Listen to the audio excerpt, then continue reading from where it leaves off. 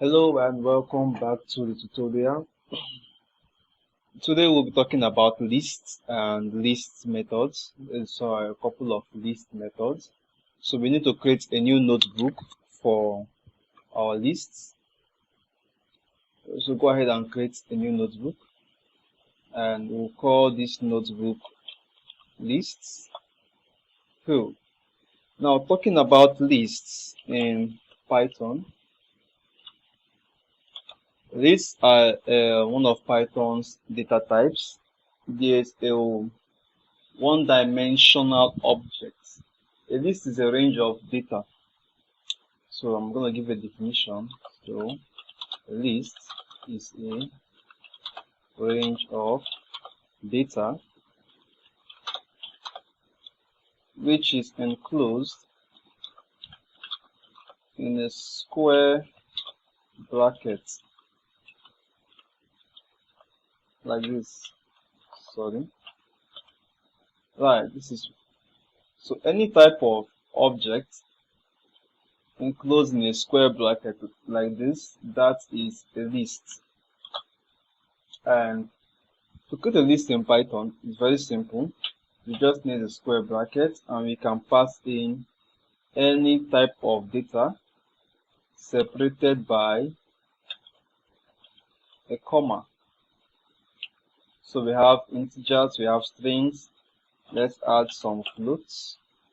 8.9, 9.0, and this is a list.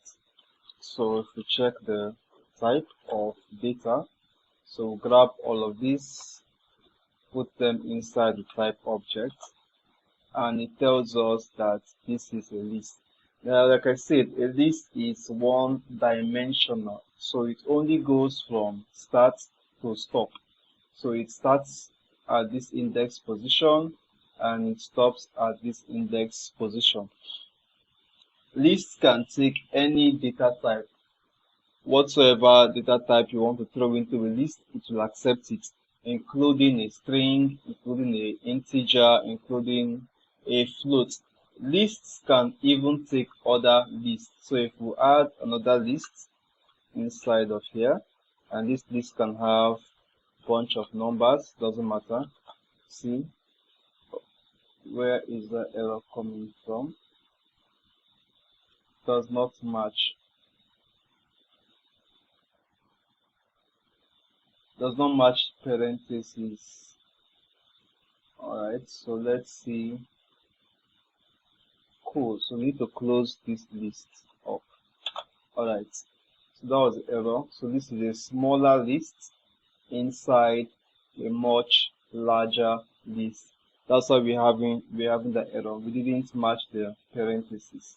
Alright, so this is the structure of a list, and we can store this as variables. So I'm going to create a variable called my list, and then my list will be assigned to a list of integers a, comma, b, comma, all these separate elements in the list with comma, d. Alright, so we're not going to have d, but if we look at my list, we have a, b, c, and d. These are the elements of, this is the value of this data type, of this variable. Now, the first method we'll look at is the append. The append is used to add a new object into the end of an already existing list. So let's append d to my list dot append. So we're going to append d. Remember, we had just a, b, and c. Now if we should append d and check the value of our list again, d should be included this time around. So I'm going to run this cell. I'm going to check the content of this list. Now we've added d to the list. So the append object, the append method, does the function of adding a new variable, a new object to the end of the list. So whatever we append, it goes to the end of the list. And this is how you create a list in Python. It's as simple as that. There are so many other list methods, you can check them out on python.org, or we can make another tutorial going in depth to list methods. So next thing we'll look at indexing, list indexing. Go ahead. To index a list, one thing you should know is Python is a zero-index programming language, which means Python starts counting from 0. So if you want to get the object at index, the first object in this list, that will be the object on index 0. So I'll run this cell, this line, and the result will be A. So the result is A because, like I said, Python is 0 index and A is sitting on index position 0. So if we do that and we want to get B, we will be arriving, we will have to index with 1 because we are looking at index position 1, and B is the object that sits on that index position 1. Same thing with C. We want to get the object C. We have to index 0, 1, 2. So that will give me C. That's how you index a list. To get the object, excuse me, to get the object at an index position, you need to call on that index position. So just call on the index position and you get the value that was inside of it. Now, how is this useful? Now I'm going to show you. Let's try something. Let's say create a list of numbers, and then this list of numbers, we say that will be 3, 5, and 6. And let's have another list, numbers underscore 2. We'll assign them the values of 7, 8, and 9. Alright, so let's do a list indexing. So I want to pick a value from this list and a value from this list and add those values together. So I'll say let's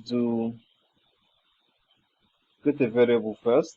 So I'll call this pick underscore 1 will be equal to my list, and I want to pick 3, so that will be 0, and then pick underscore 2 would be, sorry, this shouldn't be my list, this should be num, right?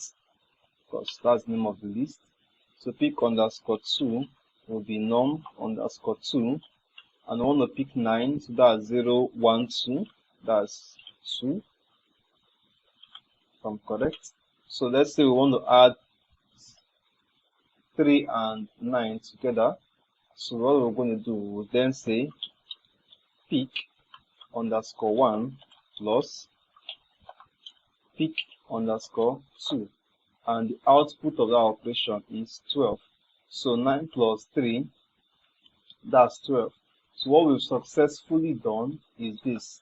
We use the our indexing method to pick the object index 0 from the first list, which was 3, and then we indexed further to pick the object at index position 2 from the second list, which was 9, and then we added those operations together. So pick underscore 1 plus pick underscore 2, which was 3 and 9.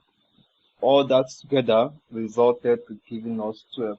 So this is a very small example of how powerful list indexing are. We'll get to more powerful examples, more useful methods in the future. Now, another thing we talk about when we are indexing a list is let's look at the second method, the the column notation. So we're going to be using this method, right? Very important method when we are indexing. So say we have, let me bring up my list, this list. Now let's say we want to slice this list. We want to slice this list, and we want to return everything from index position 1 to the end. So what I'm going to do, I'm going to say in my list, right? Type the name of your list, and then I will say index position 1 plus the colon. So it returns everything from index position 1 to the end of the list. So you can see B sits on index position 1, and that returns from B to the end of the list. So my list, if we want to return everything from the beginning of the list to a particular position, we will do that by putting the colon first, which means everything, right? The colon means everything on that list up to, say you want to return A, B, and C. So the index position for C is 0, 1, 2. If you want C included, we have to go up to 3, because Python returns up to but not including that index position. So if I run this, I get A, B, and C. So that's A, B, and C for you. 0, 1, 2. So if I had stopped at 2, I will not get C. I will get only A and B. So this is the way you slice a list. Well, that's what this is all about. This is all about list slicing. So very quickly, we can pick a range of our list. So we can pick somewhere in between. And if we want to pick index C between, what if we want to get only B and C? So this is 0, this is 1. So we'll start from index position 1, and we'll say everything from 1 up to. So if we want to get C, we know that because Python is a 0 index, it's going to return up to, but not including the last index. So what we have to do is say 0, 1, 2, 3. So we'll go 3. So it's not going to include D. And since we are starting from index 1, we should return only B and C. And this, see, exactly what we wanted. We are returning only B and C, from B up to C, because we started from index position 1, going all the way up to index position, up to, but not including index position 3. So that's between 1 and 3. So we get B and C being returned. What if we want to return only from A to B? So we will do that by saying my list, and we want everything up to, what's the index position? 0, 1, 2. So 0, 1. We want only A and B. So 0 and 1, we have to include index position 2, because we will return up to but not including this. So we go here 2, and we return only A and B. Now this is the power of list slicing and list indexing. Another useful method we will talk about is reassignment. So we'll go ahead and name this list reassignment and list reassignment. Now what this is all about is reassigning the value on an index position. So let's say we want to change A to be something else. So what I have to do is say my list, and index the element on index position 0. I want to assign it to be a string, not a string, maybe a number 1, so it's going to be obvious. And then if I check my list again, I have 1, B, C, and D. 1, B, C, and D. So that's how you reassign elements in a list. You pick the index position and you set the value to be whatever value it is you want to set it to be. So what if we want to set D, we want to change D to F? So all we have to do is say my list, so go ahead and type that out.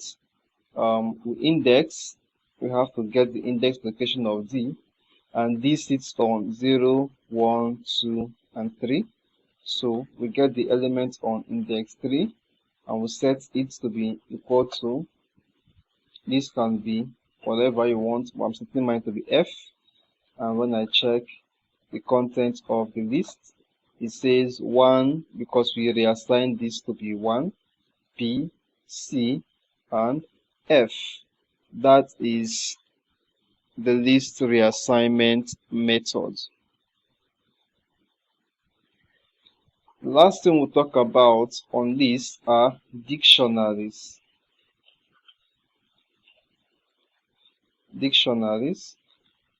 So sorry, not dictionaries, nested lists. So that is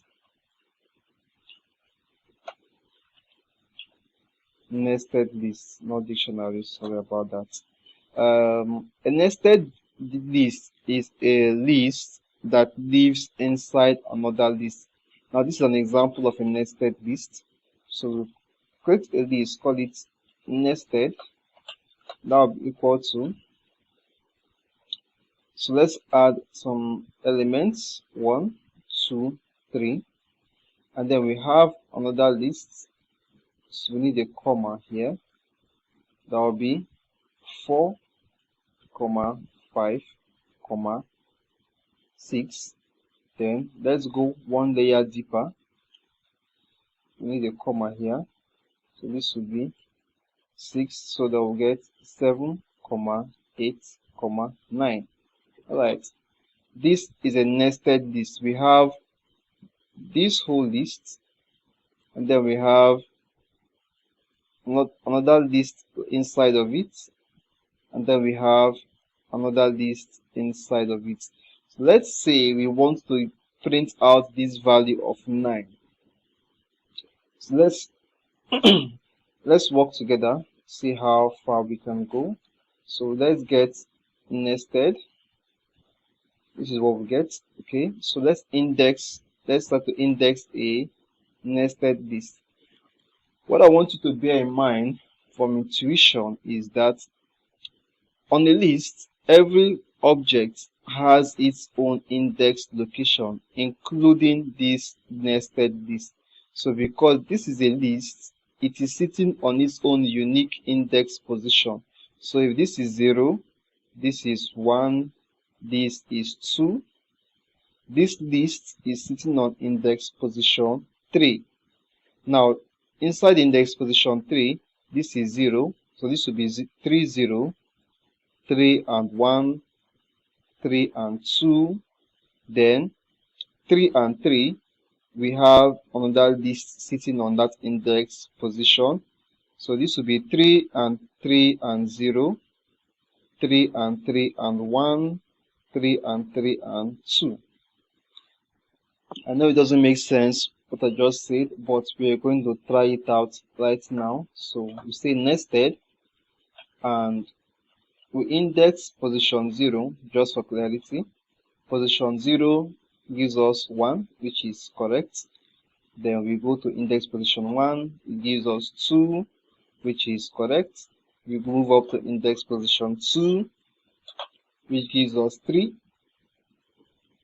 which is correct, 0, 1, and 2. Now let's move up to index position 3. Now we see that index position 3 is returning this list, this entire list. So because we faced a list, we have to index that list properly. So we write another parenthesis, and we go index position 3 and 0. It gives me 4. So 3 and 1 gives me 5. 3 and 2 gives me 6. Now once we go 3 and 3, we will be returning this entire list object. 3 and 3. That returns the entire list. So we need to index this new list. So that will be 3, 3 and 0. So taking it step by step, 3, 3 and 0, that's 0, gives us 7. 3, 3 and 1 gives me 8, and 3, 3 and 2, that gives me 9. So this is how you index a nested list.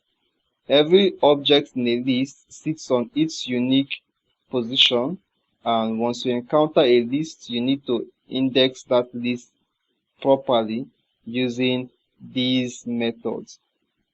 So that's all we'll talk about lists for now. Later in a future tutorial, when we start dealing with lists properly, we'll look at heavier methods using lists. Until next time, keep practicing, keep coding, and keep improving. See you there.